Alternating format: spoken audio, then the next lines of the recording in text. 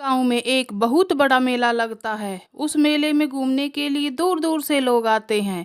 एक दिन पड़ोस के गांव में रहने वाला नन्हे अपनी पत्नी शालू से कहता है, अजी सुनती हो, पास वाले गांव में बहुत बड़ा मेला लगा है, क्यों ना हम भी घूमने चलें। घूमने फिरने की बात सुनकर शालू बहुत खुश हो जाती है और हंसते हुए नन्हे से कहती है, घूमना फिरना किसको अच्छा नहीं लगता स्वामी, लेकिन तुम्हारी माँ भी तो है घर पर, जैसे ही सुनेगी अपना मुंह बना लेगी। शालू की बात सुनकर नन्हे बोलता है, हाँ बात तो तुम सही कह रही हो शालू, एक काम करते हैं, किसी को नहीं बताते हैं और चुपचाप घूमने चलते हैं। नन्हे की बात शालू को समझ आ जाती है और अगले दिन वे दोनों नन्हे की माँ से छुपकर घूमने चले जाते हैं। मेले को देखकर शालू बहुत खुश होती है।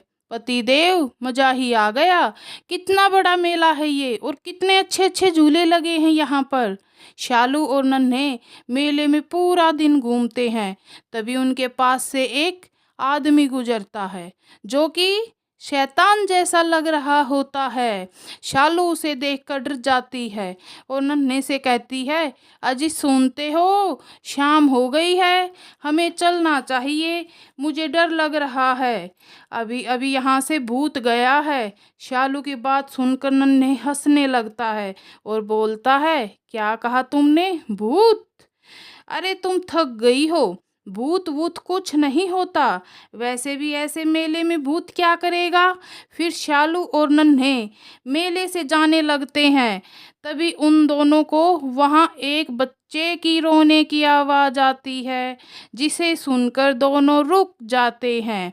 चलो ढूंढते हैं बच्चे को, बेचारा किसी मुसीबत में ना फंस गया हो।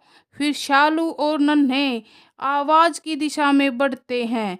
थोड़ी दूर जाने पर उन्हें एक 4-5 साल का बच्चा दिखाई देता है। दोनों उसके पास जाते हैं और बोलते हैं, बेटा तुम कौन हो और यहाँ इतनी दूर क्या कर रहे हो, क्या हुआ?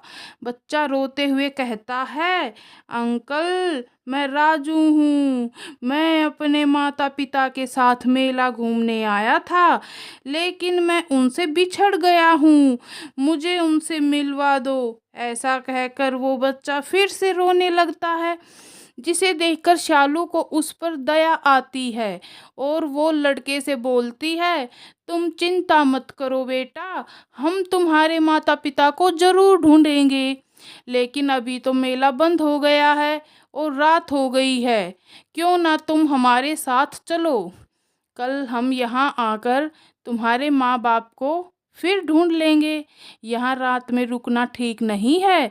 फिर शालू और नन्हे बच्चे को लेकर अपने घर आ जाते हैं। घर पर नन्हे की माँ दया उन दोनों का गुस्से से इंतजार कर रही होती है। जैसे ही वह उन तीनों को देखती है, कहती है, आ गए दोनों गुलछर्रे उड़ाकर, माँ की चिंता तो है ही नहीं, क्या खाया क्या पिया, तुमको स्वाद मिलना चाहिए जिंदगी का बस, ऊपर से कल मुंही बहू और मिल गई है मुझे, मेरी तो किस्मत ही खराब है। दया की बात सुनकर नन्हे गुस्से में बोलता है, क्या माँ, जब देखो तुम शालू के पीछे पड़ी रहती हो, उसे मैं ले गया था अपने साथ। तभी दया की नज़र बच्चे पर पड़ती है। बच्चे को देखकर दया उन दोनों को बोलती है, गए तो तुम दो थे, ये तीसरा कौन है जिसे पकड़ कर लाए हो, अरे किसका बच्चा है ये? नन्हे दया को मेले में हुई सारी बात बताता है, जिसे सुनकर दया को गुस्सा आ जाता है और वो नन्हे को गुस्से में बोलती है, तुम दोनों पागल हो गए हो क्या, किसी को भी रास्ते से उठा लाओगे, चलो इसे जहाँ से लेकर आए हो वापस वहीं छोड़ कर आओ। दया की बात सुनकर नन्हे अपनी माँ से बोलता है, माँ इतनी रात को इस बच्चे को कहाँ छोड़ेंगे, कल हम इसे मेले में ही छोड़ आएंगे जहाँ से इसके माता पिता गायब हुए हैं, अभी इसे रात में घर पर ही रहने दो। नन्हे की बात सुनकर दया अपने कमरे में चली जाती है। नन्हे और शालू बच्चे के पास जाते हैं। फिर नन्हे और शालू राजू को अपने कमरे में ही सुला लेते हैं। रात में राजू उठता है और घर के बाहर निकलकर बैठ जाता है। तभी वहाँ एक चुड़ैल आती है। राजू का भी शरीर बदलने लगता है और वो शैतान बन जाता है। चुड़ैल हंसते हुए कहती है, मेरे बेटे कैसा है तू, और ये नया परिवार कैसा लगा तुझे?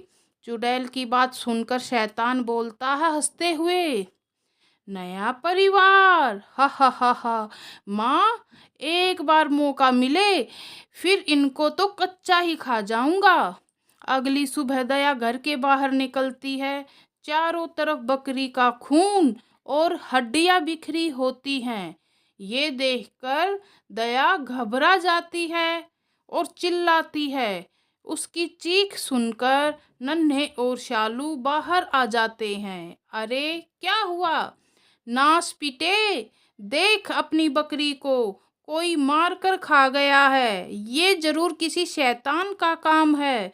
नन्हे और शालू यह देखकर घबरा जाते हैं, लेकिन फिर नन्हे बोलता है, अरे माँ कोई जानवर होगा, तब तुम भी ना कुछ भी हो शैतान और भूत करने लगती हो। फिर नन्हे और शालू राजू के माता पिता को ढूंढने के लिए मेले में जाते हैं, लेकिन काफी ढूंढने के बाद भी उन्हें कोई नहीं मिलता। दोनों खाली हाथ घर वापस आते हैं। घर में घुसते ही राजू उन दोनों से पूछता है, आप दोनों को कहीं मेरे माँ बाप मिले? आपने जरूर उन्हें ढूंढ लिया होगा।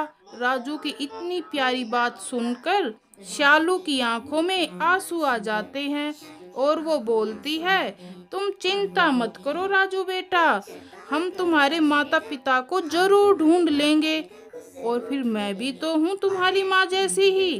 राजू शालू के गले लग जाता है। कई दिनों तक नन्हे और शालू राजू के माता पिता को मेले में ढूंढते हैं, लेकिन वो कहीं नहीं मिलते। एक रात राजू उठता है और घर के बाहर निकलता है। बाहर चुड़ैल उसका इंतजार कर रही होती है। चुड़ैल कहती है, क्या हुआ राजू बेटा, तू कई दिनों से मुझसे नहीं मिला, नाराज है क्या? राजू हंसते हुए कहता है, नाराज? और तुमसे? नहीं नहीं माँ, बस मुझे मौका नहीं मिला। फिर चुड़ैल और शैतान मिलकर गांव में जा रहे एक आदमी को मार कर खा जाते हैं। उसके बाद जब भी मौका मिलता, चुड़ैल और शैतान गांव के लोगों को मार कर खाने लगते हैं। गांव वाले अपने लोगों को मरता देख परेशान हो जाते हैं। एक दिन दो गांव वाले आपस में मिलकर बातें कर रहे होते हैं, पुत्तन भैया, ये अपने गांव में कोई शैतान आ गया लगता है, रोज के रोज कोई मर रहा है। सही कह रहे हो भाई, लेकिन हम भी क्या करें, हम इंसानों के बस की बात कहाँ है, इनसे मुकाबला करना हमारे बस में कहाँ, राम ही बचावे। उधर राजू को भी कई दिन हो जाते हैं गांव में। एक दिन शालू नन्हे से बोलती है, एक बात बोलो जी आपको, अगर बुरा न मानो तो। क्यों ना हम राजू को गोद ले लें, वैसे भी इसके माता पिता का तो पता है नहीं। शालू मुझे तो कोई दिक्कत नहीं है, लेकिन माँ को तो तुम जानती हो, इतनी गुस्से वाली है। इतना कहकर ने वहां से चला जाता है।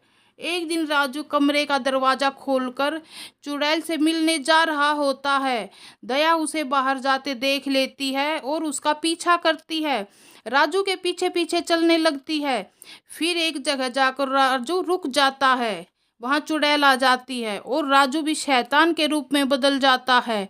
ये देखकर दया घबरा जाती है। तभी चुड़ैल दया को देख लेती है और उसे पकड़ लेती है। तो बुढ़िया, तू हम दोनों का पीछा कर रही थी, अब हम दोनों ही तुझे मार कर खा जाएंगे। ऐसा कहकर चुड़ैल और शैतान दया को पकड़ लेते हैं, लेकिन तभी वहां पुत्तन और गांव वाले आ जाते हैं। उधर गांव वालों का शोर सुनकर नन्हे और शालू भी वहां आ जाते हैं। राजू को शैतान बना देखकर शालू बोलती है, मैं तुझे अपने बेटे की तरह देख रही थी और तुमने मुझसे झूठ बोला। शैतान बोलता है, शैतान किसी के बेटे नहीं होते। शैतान की बात सुनकर गांव वालों को गुस्सा आ जाता और वो लाठी और डंडों से उन्हें मारने लगते हैं। शालू साधु बाबा को लेकर आती है, मंत्रों से उन्हें कैद कर लेता है।